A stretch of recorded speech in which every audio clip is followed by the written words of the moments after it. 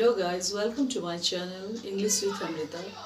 I'm sorry I have been very late. I have really made this video after a long gap. I'm really sorry for that.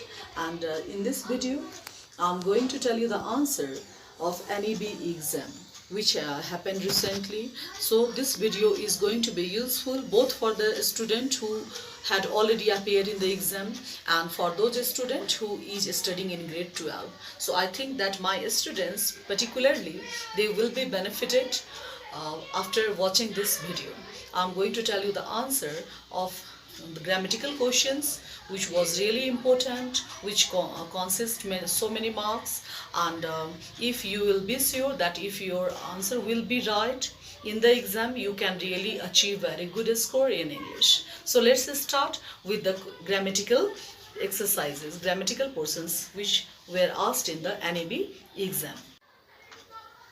Let's begin with the question number 3 from the grammatical exercise, and this question is asked from unit 15, that is related to supposed to. Be sure that the exercise related to supposed to is really important. It has been asking almost regularly in every exam. So guys, I'm going to tell you only the answers. Those students who had already appeared in the exam, they can just check it out, okay, whether you have written correct or incorrect, okay. And for those students who are just studying in grade 12, they can be quite sure that with the exercise they are going to learn it is correct or not. So the first answer, only I'm going to tell you the answer, be sure you can check there. Question number 3, the first answer is number A. It is supposed to be unlucky to walk under a ladder. The answer is, as you have heard, it is supposed to be unlucky to walk under a ladder. The second answer, question number B, Maldives is supposed to be slowly sinking into the sea. Number C is, dinosaurs are supposed to have lived for many years. Likewise, number D, he is supposed to have been born in Lumbini province. So you can do the rest questions in similar way, okay. So this question is really important and it was asked. I have found personally while checking the copies, I have found many mistakes students they do normally. So you have to be careful when you practice it at your home.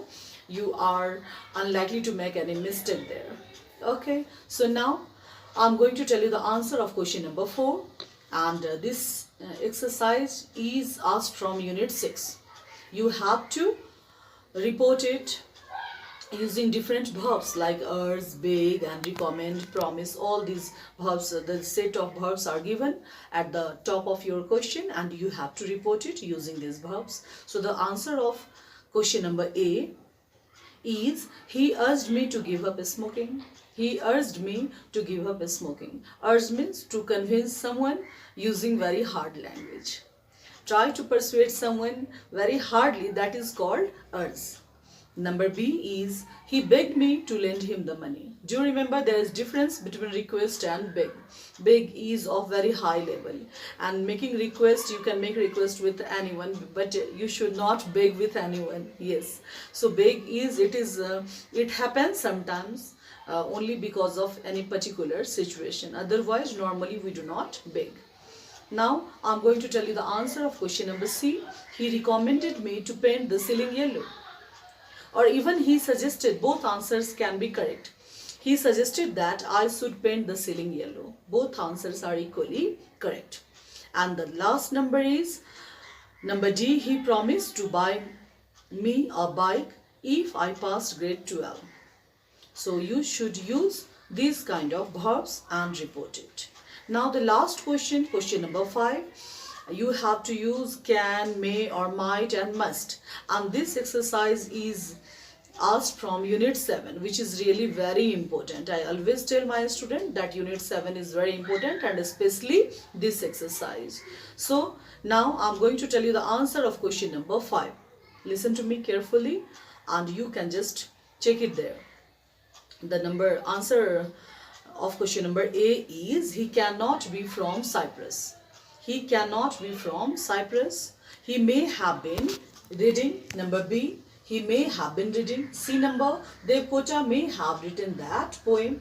And last number, finally, she must have passed the entrance. You can practice where to use can, must, may or might. When you are quite confirmed, when you are 100% sure about your positive thing, means about affirmative kind of sentence, in that case you have to use must. When you are convinced, when you are totally sure, but your prediction, your guess is negative, in that case you have to use can't.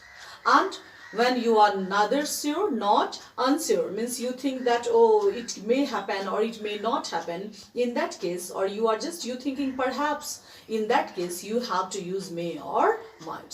So that's all for today's. I think now I have to make videos regularly, so just like it and subscribe my channel. Thanks a lot. I'll be making videos on different issues and which will be particularly useful for the school and college level students. Thank you very much. Thank you for watching my video. Bye bye. See you soon. Take care.